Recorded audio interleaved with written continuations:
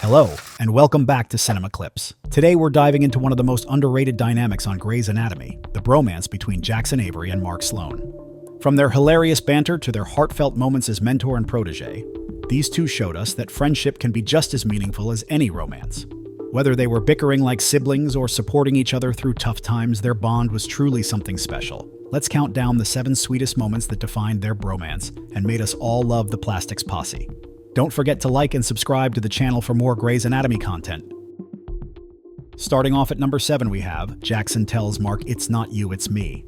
In a conversation that sounds a lot like one between a married couple, Mark and Jackson both try to apologize to each other after Jackson's relationship with Lexie throws a wrench in their friendship. They are so nervous to get the words out that they end up talking over each other and have to take turns. Jackson uses the classic "it's not you, it's me" line and tells Mark that he wants to be his student. No, I think I should apologize. No, it wasn't you. It was me. I just think we had some... Okay, I'm gonna talk, then you talk, okay? Mark is overwhelmed with joy and tells Jackson that he wants to be his teacher. With the Plastics Posse back in action, they make plans to do a reconstruction surgery the next day.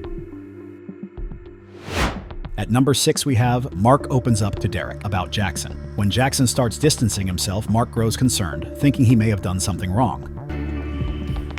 Any idea what's going on with Avery? He seems so distant. You want me to put a note in his locker? What's that? You want me to suture in the graft? No, I'll handle that. He confides in Derek, saying he and Jackson share a real connection, but Jackson has been acting cold and distant. Derek finds the conversation amusing, teasing Mark about how it sounds more like he's discussing a breakup than a professional relationship. Mark even admits he's afraid Jackson might break his heart. When Hunt interrupts, Derek jokingly explains that Mark is worried Avery will dump him. Mark is afraid that Avery is going to break up with him. This should stay between you and me. I prefer that. A fitting observation given the tone. Despite the humor, it was touching to see how much Mark cared about mentoring Jackson, especially considering his initial reluctance. At number 5 we have, Mark considers Jackson his better half. While Mark and Derek are spending time with their kids, Derek asks him how his better half is doing. Mark immediately starts talking about Jackson and says that he's uptight. How's it going with your better half?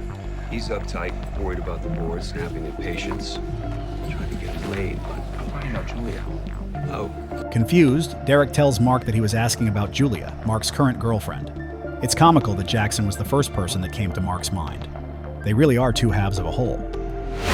And at number 4 we have, Mark gives Jackson cash for his trip. Mark and Jackson act like either a married couple arguing or a father and son, with no in-between. Before Jackson leaves to take his boards, Mark does everything he can to help him get ready. Now have salmon for dinner, and tell room service to make sure it's not frozen. You lose omega-3s if it's frozen. Jackson, like a teen ignoring his parents, just plays on his phone. Mark even takes it upon himself to withdraw cash for Jackson, just in case he needs extra money for the trip. Coming off at number 3, we have Mark fights Derek for Jackson. Mark doesn't like the idea of sharing Jackson with anyone else, so when he finds out that Derek is interested in having him as a resident, he shows up at Derek's trailer and acts like a jealous boyfriend. You're trying to steal my guy. He's my guy. Avery, go get in the car. What? Mark! No. You've been moving in on him all week. You weren't even interested in him until you saw how much he meant to me. I don't take the time to teach anyone if I can help it. Mark. But I'm taking the time with Avery because he's a quick learner and he can do a Z-plasty better than I could at his level. I can? He accuses Derek of trying to steal Jackson, insisting Jackson is his guy. He points out that Derek only started teaching Jackson after seeing how much Jackson meant to him. Mark defends Jackson's skills, saying he's a fast learner and already excels at procedures like the Z-plasty. But it was hilarious to see how far Mark would go to get Jackson back. Surgeries, but I feel like my boy here to give more surgery. Nobody uses my boy.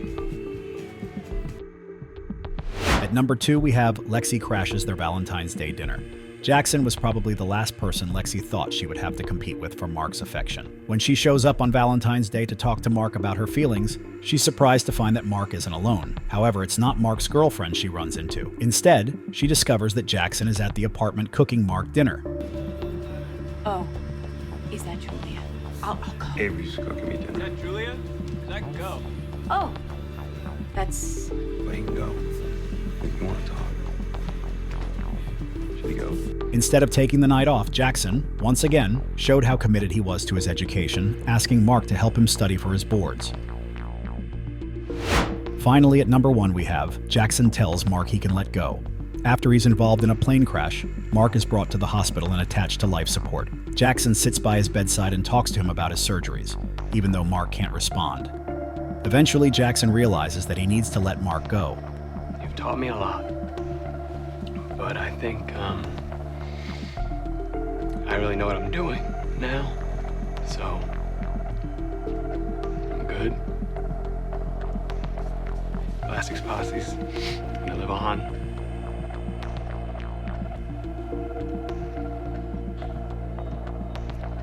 Because I can take it from here.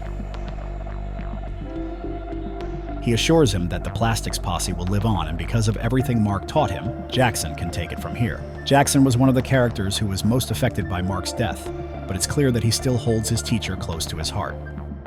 And that wraps up the 7 sweetest Jackson and Mark bromance moments. From heartfelt advice to hilarious bickering, these two gave us some of the most endearing dynamics on Grey's Anatomy. Their bond was more than just mentor and student. It was a genuine friendship that added so much heart to the show. If you enjoyed revisiting these unforgettable moments, don't forget to like this video and subscribe for more Grey's Anatomy highlights. Share your favorite Mark and Jackson moments in the comments, and I'll see you in the next video.